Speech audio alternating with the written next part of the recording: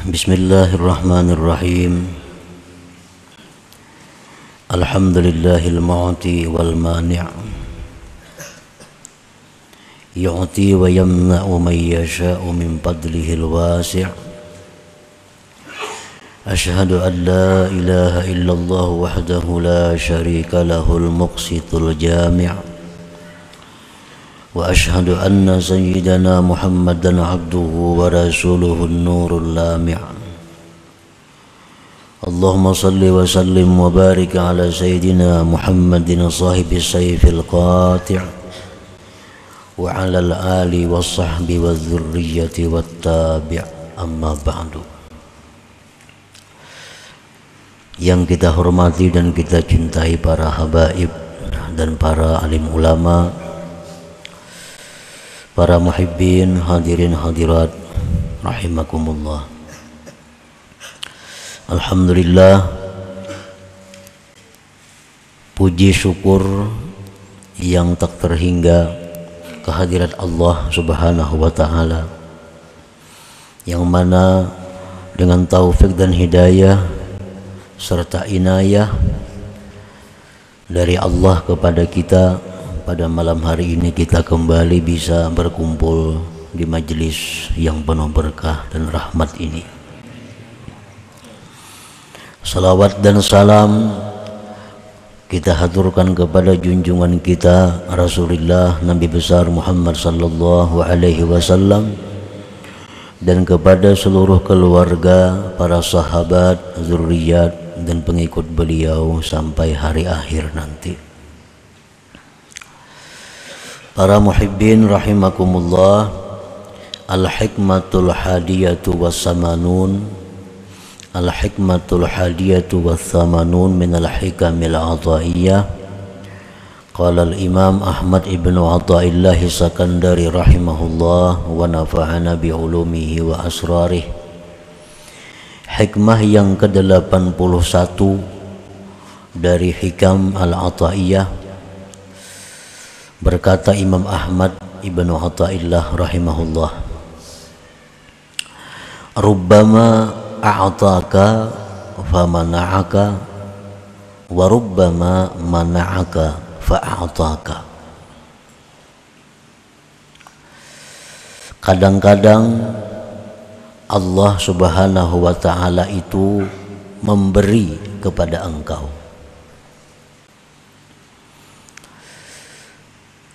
maka dia mencegah akan engkau.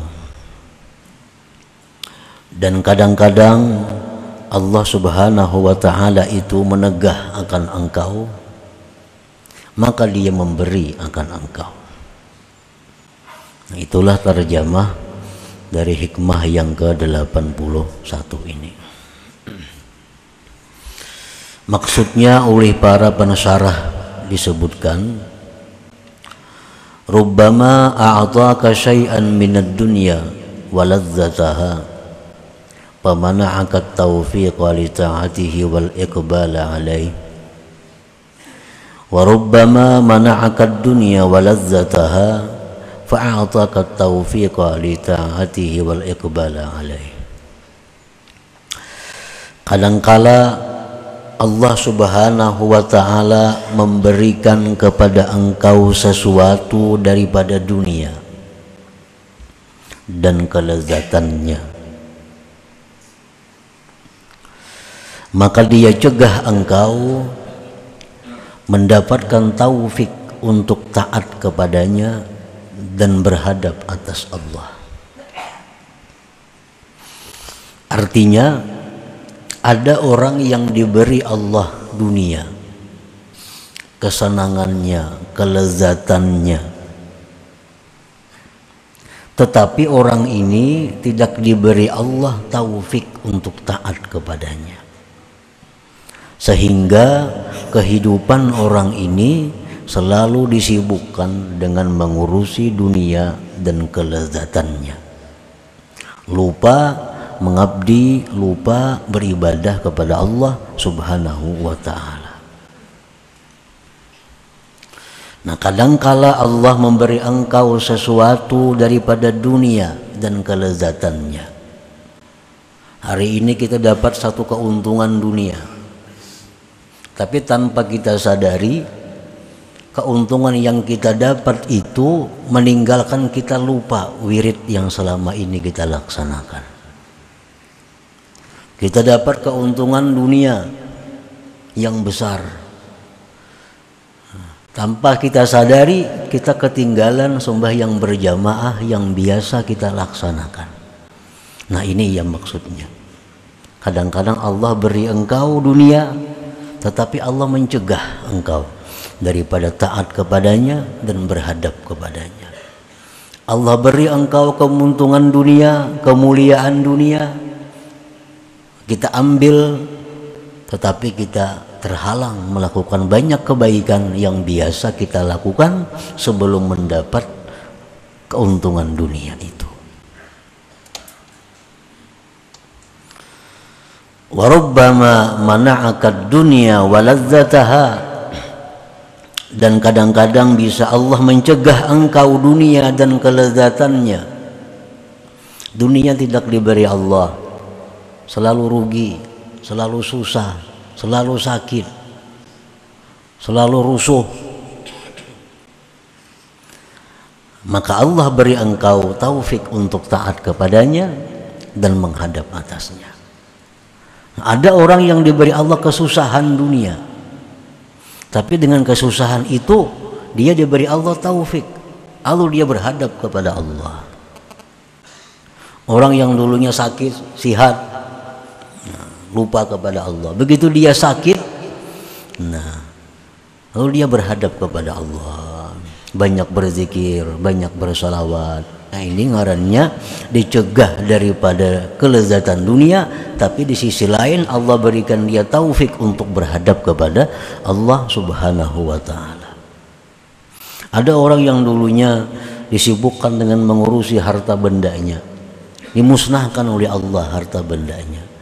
Nah, dengan musnah harta bendanya itu, lalu dia menuntut ilmu, lalu dia mengabdi kepada Allah. Nah, ini yang kedua. Allah cegah kepadanya dunia, tetapi Allah berikan dia taufik, Allah berikan dia hidayah untuk berhadap kepada Allah Subhanahu wa ta'ala. Nah, para muhibbin rahimakumullah, orang yang dulunya kada pernah bersedekah, kikir, nah kemudian diberi Allah dia kesusahan dunia, kehilangan umpamanya, atau kerampukan, atau ditipu orang. Nah, gara-gara ini dicegah keuntungan dunia, kehilangan atau kerampukan, lalu dia bersedekah. Nah, kasih tu kamari, bersedekah lawan tuan guru, bersedekah lawan habaib, bersedekah lawan fakir miskin. Nah, ini contohnya orang yang ditegah Allah dunia, tapi diberi Allah dia taufik dan hidayah untuk taat kepadanya.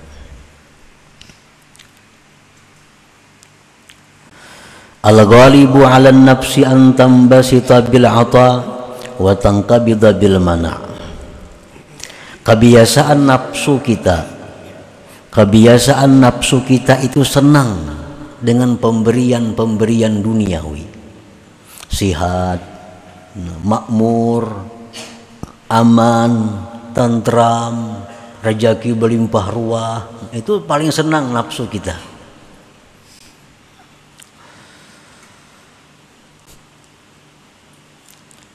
Watang kabida bil mana, dan kebiasaan nafsu kita itu menjadi sempit, menjadi susah dengan ditegah.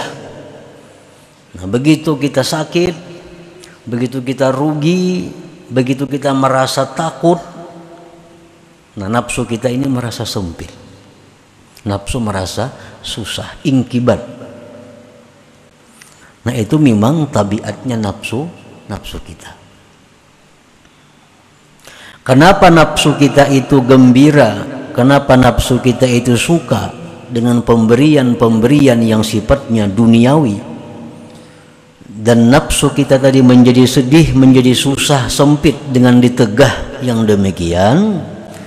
Li'anna fil 'ata mut'ataha wa syahwataha, karena pada pemberian duniawi itu kesenangan nafsu dan syahwatnya, tasalur.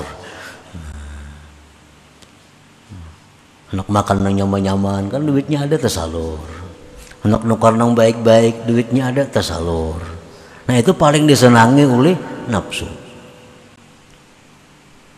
Wapil man'i, dan pada dicegah, tarkahu zuziha wa qat'a mawaddiha, dicegahnya daripada kelebihan duniawi, itu adalah merupakan meninggalkan bagian-bagian nafsu dan memutuskan bibit-bibit nafsu.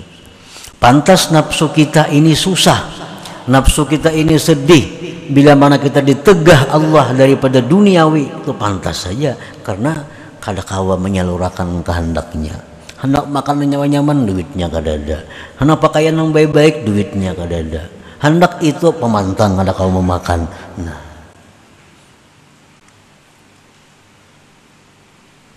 wadhalik, yang demikian itu terjadi li jahliha bi rabbiha wa adami fahmiha, karena si nafsu ini jahil lawan Tuhan dan kada mengerti.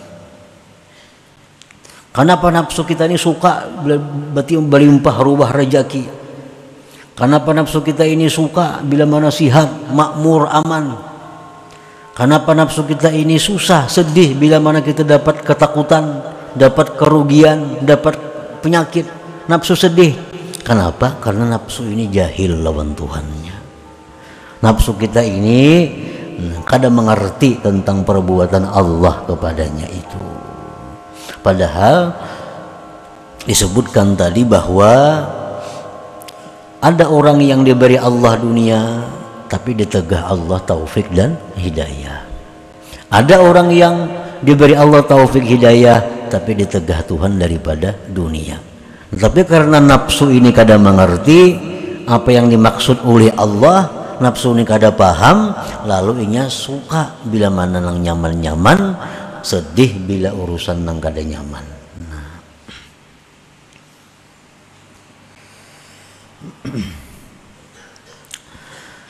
Parubbama ataka ma tashtahihi an-nufus famana'aka bidzalika hadratal quddus. Kadang-kadang Allah berikan engkau sesuatu yang disenangi nafsu, tetapi dengan demikian itu Allah cegah engkau hadratal quddus, hadrat Allah. Wa rubbama mana'aka ma tashtahi nafsuka, dan kadang-kadang Allah cegah kepada engkau sesuatu yang menyenangi akan dia oleh nafsu engkau, fayatimmu bidzalika huduru nafsika huduruka wa unsuk, maka sempurna dengan demikian hadir hati engkau dan jinaknya engkau. Kadang-kadang Allah memberikan kita apa yang dikehendaki nafsu kita. Apa yang kita hendak tampina kabul, yang kita hendak ada, tanpa kita sadari bahwa itu melalaikan kita daripada hadrat Allah. Kadang-kadang Allah mencegah sesuatu yang dikehendaki nafsu. Nafsu hendak sihat, kada saling sihatan. Nafsu hendak sugih, kada saling sugihan. Tetapi dengan demikian Allah berikan kepadanya hadir hati lawan Allah dan jinaknya hati dengan Allah. Nah, selama ini banyak zikirnya 10.000 sehari. Orangnya penggeringan sudah. Nah, ditilang, berkursi roda, zikir 10.000 sehari sudah. Hatinya ingat lawan Tuhan. Berobat kemana aja kada mau lagi ampe. Berdoa kada mau jua kabul. Nah, Tuhan sudah sayang lawan orang ini karena sudah jinak hatinya dengan Allah. Amunnya sihat belum tentu berzikir 10.000 sehari. Nah, hanya gagah nih kayak dahulu, mana ingat di zikir ada, cuma di kursi roda, nah hanya kasih pisahan lagi tasbih.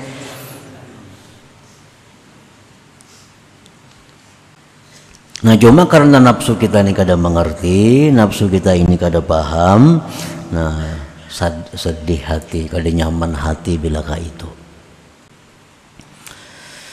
Jadi fal wajibu 'alal 'abdi an la yattahima rabbahu fima aulahu lah, maka wajib atas seorang hamba bahwa jangan mentuhmah lawan Tuhan, Jangan menyangka kada baik lawan Tuhan daripada apa yang diberikan Allah kepadanya itu. Allah berikan kita kesusahan, jangan bersangka buruk lawan Tuhan. Allah berikan kita penyakit, jangan bersangka buruk lawan Tuhan. Allah berikan kita kesempitan, kesulitan rezeki, banyak hutang, jangan sangka buruk lawan Tuhan. Mungkin ada kehendak Tuhan yang belum kita dapati, yaitu Tuhan ingin bahwa kita selalu diingat. Tuhan ingin agar kita selalu berdoa. Tuhan ingin agar selalu kita berzikir kepadanya. Caranya macam ini. Caranya macam ini. Tuhan sudah tahu lagi sigar kada berzikir. Tuhan sudah tahu lagi nyasihat kada tapi sembahyang. Tuhan sudah tahu lagi nyasihat kada tahu di ulama. Karena Tuhan sayang lawan orang ini, nah Tuhan lumpuhkan inya, baik badannya atau hartanya lumpuh. Akhirnya dia dekat dengan ulama, tahu dengan zikir, tahu dengan wirid, tahu dengan macam-macam salawat. Nah itu kehendak Tuhan demikian. Jadi kesusahan, kesempitan, jangan mentuhumah lawan Tuhan. Nah, kenapa nangka ini aku? Nah jangan kah itu. Itu perbuatan yang sangat tercela. Fakam min unasin atahumullahu al-malal katsir fanqalabal mal wabalan alaihim. Berapa banyak manusia yang diberikan Allah Ta'ala harta yang banyak, maka berbalik itu harta menjadi bencana atas mereka. Banyak banget itu manusia. Banyak manusia nangka itu. Begitu diberi Allah harta yang banyak, harta itulah yang mencelakakannya.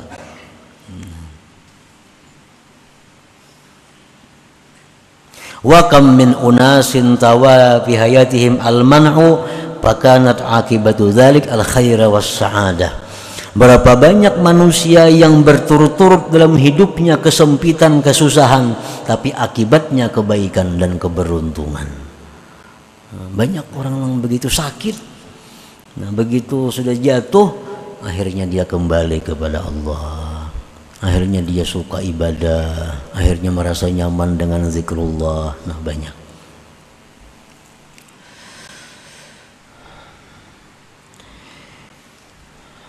Firman Allah Subhanahu wa taala, asa wa asa an takrahu syai'an wa huwa khairun lakum. Itu sudah firman Allah menjelaskan.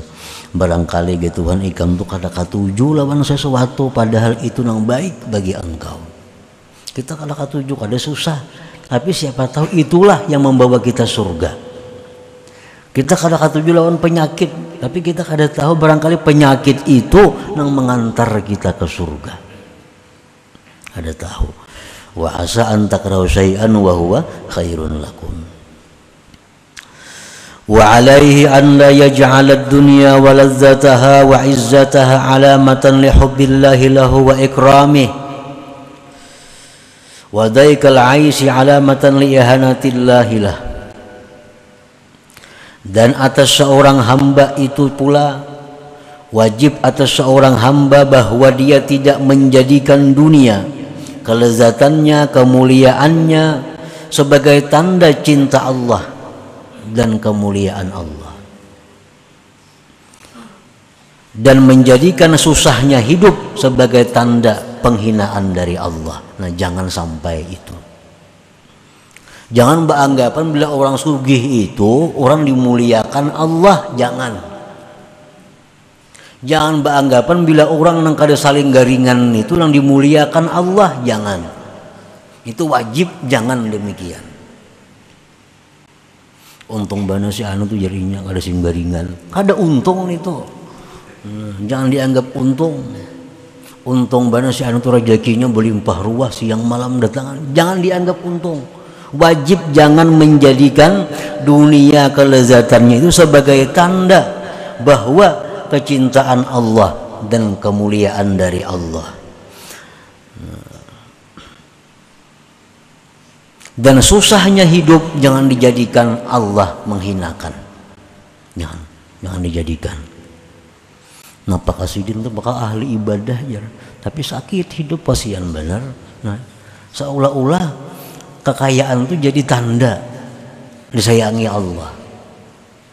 Orangnya pak amal, penyembahyang, kada tapi bagaul, sandu pulang, tapi hidupnya susah. Kenapa? Karena di mana salahnya si dintu? Kalau kayak itu, jangan kayak itu beranggapan.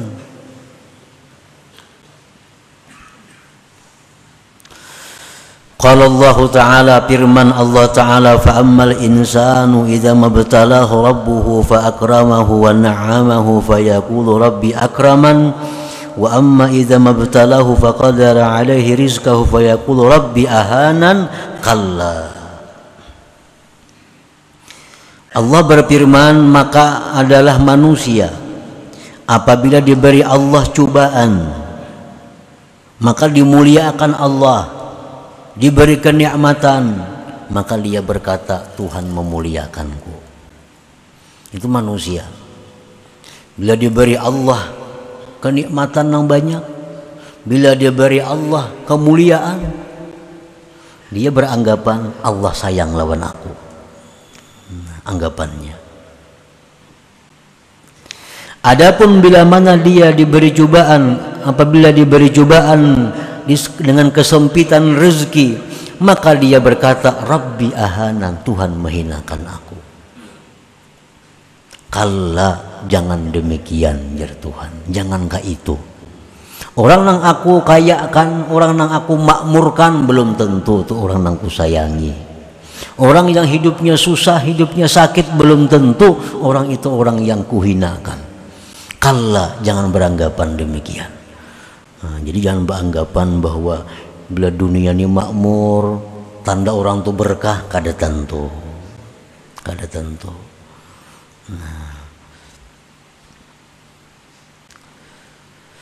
Nah, jadi kesimpulan dalam hikmah yang ke-81 ini ada dua perkara.